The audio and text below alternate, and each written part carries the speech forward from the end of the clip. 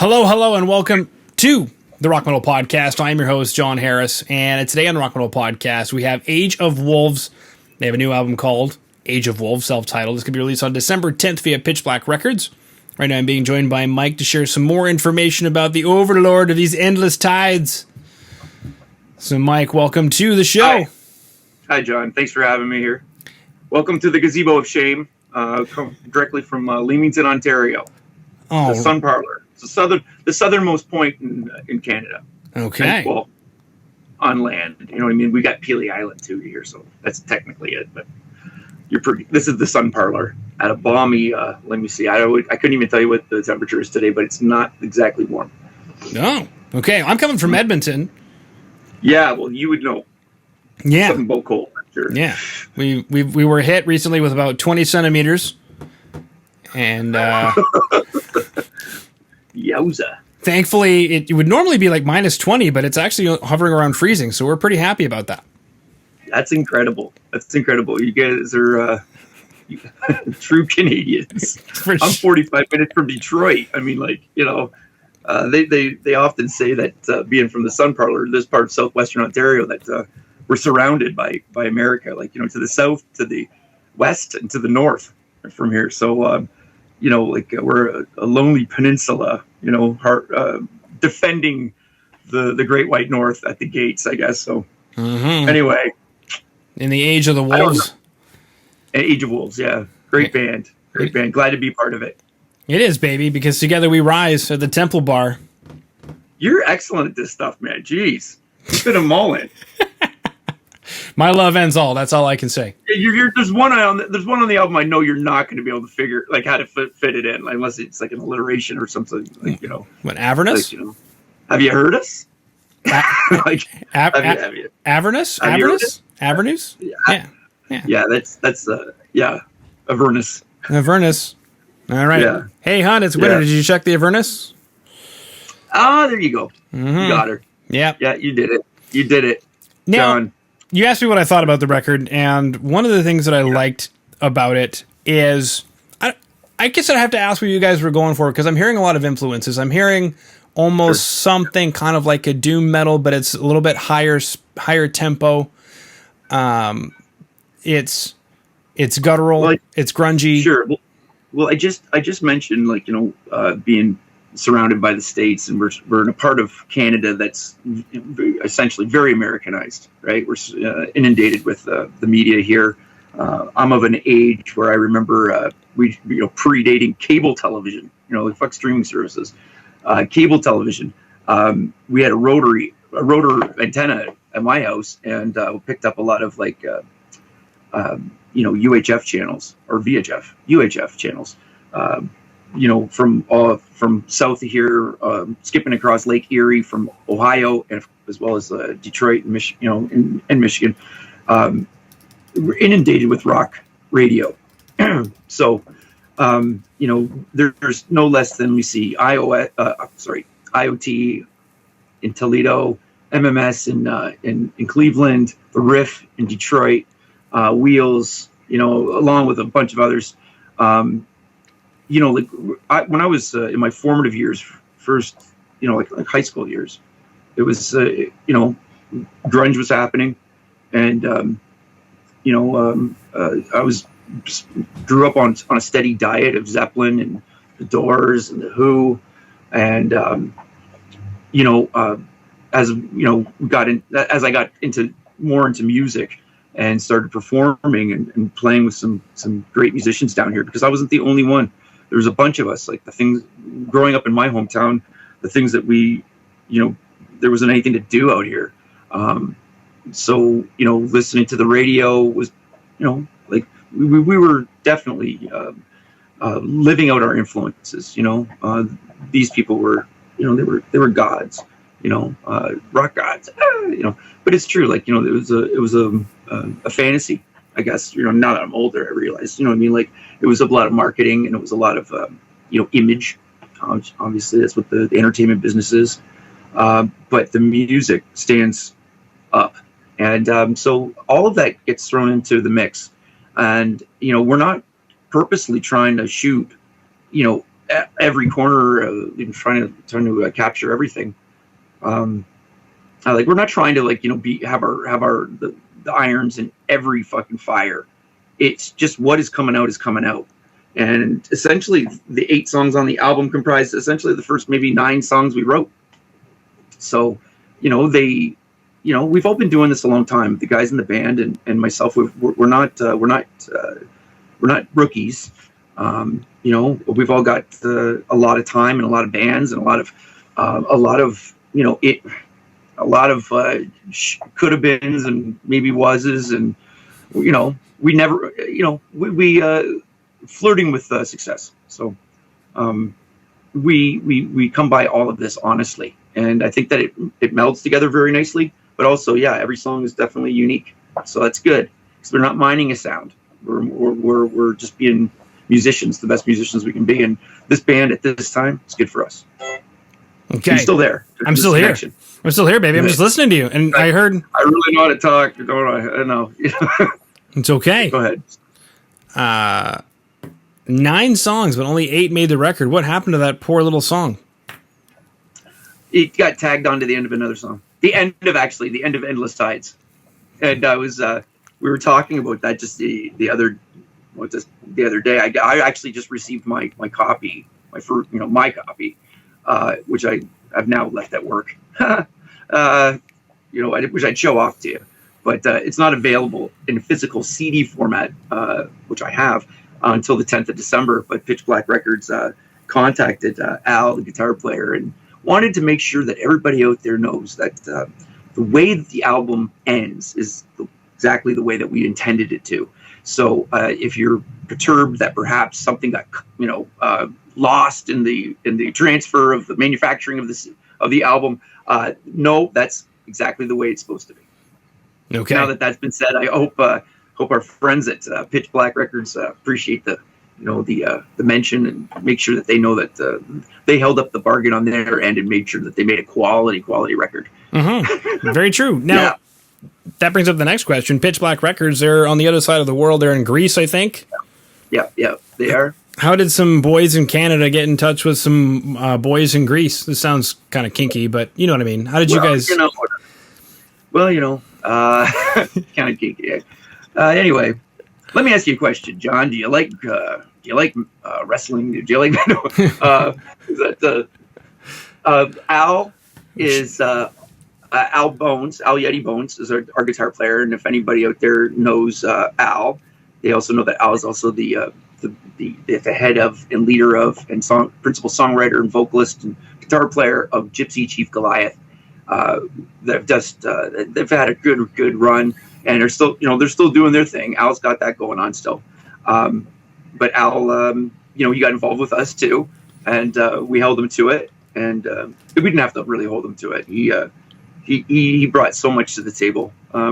Ray and Dwayne and I were previously in a band called Thy Kingdom Slum that had an EP release just about 2017, I think. And then things got dodgy and that band dissolved. And the 3 of us were there, but we didn't have a guitar player. We didn't have anybody to, we needed a guitar player. I play guitar, but I'm a bit of according to basically everybody that I know says I'm a hack. But I write riffs, man, like a fucking motherfucker. And that's what I do. So anyway, that being said, that's a whole other discussion. But Al's the man. Like, he's the kind of guy. He's a guitar player. He's absolutely versatile. He's an incredible musician. And I think, like, world class. And I called him up and I said, Al, like, what are you doing? Do you want to help us out and go and play some songs? I got a hell of a rhythm section. And Al and I have known one another for going on 25 years. And one of his first bands I actually did the album cover for. That's how it kind of got started. And from there, of course, Al knew me from the band I was in at the time, which was called Lowdown. And if anybody out there knows about Lowdown, hey, awesome.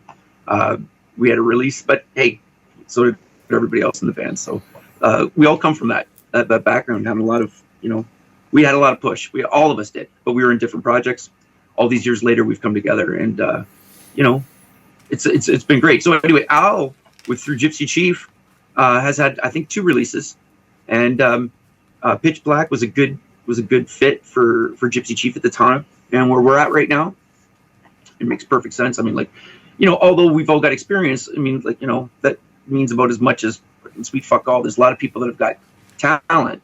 That there are a lot of people that have the want, and we do have the want. And we needed to legitimize what we've been doing, and we needed a release on a record label that was behind it and heard the merit in it. Means a lot to us at this stage of the game. Like, we need, there's no reason why a record label wouldn't hear it and hear quality music and like hear a quality product that they could peddle. And it's cool. Mm-hmm. I'm happy about it. Yeah, I'm happy about it. Yeah. Well, a bunch of guys in Greece told somebody else in Canada that you exist. I mean, it's a crazy world we're living in. Well, I think Al reached out and contacted him because he's, like I said, he has had a relationship with the leaders there at Pitch Black, and when they saw that Al was calling, they quickly picked up the phone because they like Al. They know what he can do, and Al's great. You know what I mean? Like, he brought it to the table, and then the rest of us, you know what I mean, we're there already, waiting, ready to rock and roll with them. So very, very happy with how things have turned out. I mean, like, I don't think that we had many preconceived notions of exactly what it's going to sound like, other than the fact it was going to be a kick-ass rockin' band. But in terms of like what you had mentioned about influences, like the riffs came up, and we're versatile enough to like kind of like go with it, because like I like music. I like Metallica. I like what's something else I like that's not Metallica. Like, I don't know. But it's all generally rock music. So it's like, there's classic rock influences for sure, but there's other definitely more modern sounds, and they all make sense. I mean, like, I'm the vocalist. I write the lyrics, and whatever the riffs evoke in me, I'm going to roll with, and I'm very, very pleased that it is as versatile as it is. I think it shows maturity, and I'm very, very pleased with it. I can't tell you enough. Like, I think that all of us are generally jazzed. In fact, like, we're all looking forward already to the next one, because, there's more tunes coming, and we're really happy about those too, You mentioned being jazzed, Mike, but it's rock music. It is. Just kidding. I'm making a joke. It's just kidding. You know what I mean? Like all the different little, there's so many branches on the rock tree that, like, sometimes it's hard to realize that it's the same tree sometimes. Like, yeah. Jazz. You're standing right underneath it, and it's in its cool shade, and then looking up and suddenly realizing that, Wasp is hanging from the same tree that, like, I don't know, the Butthole Surfers are. Who knew? Yeah, there's a 90s callback for you. Butthole Surfers. Yeah, man. Yeah. There's something for real. It's okay. So, Mike, you were saying the riffs invoked you to write certain lyrics. Is there a concept to this record? Or a theme? You know what? There's not a specific theme. No. I just think that, like, every song stands on its own lyrically. There's one, like, the two songs that we're listening to today, I believe, are Overlord. That's a reaction to the Trump administration in those 4 years of just absolute megalomaniacal bullshit. It's so divisive. And this is the fucking motherfucker who's got the keys and the codes to a nuclear arsenal. I mean, who the hell thought it was a good idea to hand that guy, that kind of power and that kind of weapon? So that speaks specifically about that. And that's of course, like, that's right for metal. You know what I mean? So that's definitely one of, like, the barn burners, as you said, on the album. And then the other one we're going to be listening to is Endless Tides. And Endless Tides is, I think, much more cinematic. And I sort of took on this sort of idea of world building, like coming up with this concept that there was as if much like some of the great fantasy novels, right? That are out there.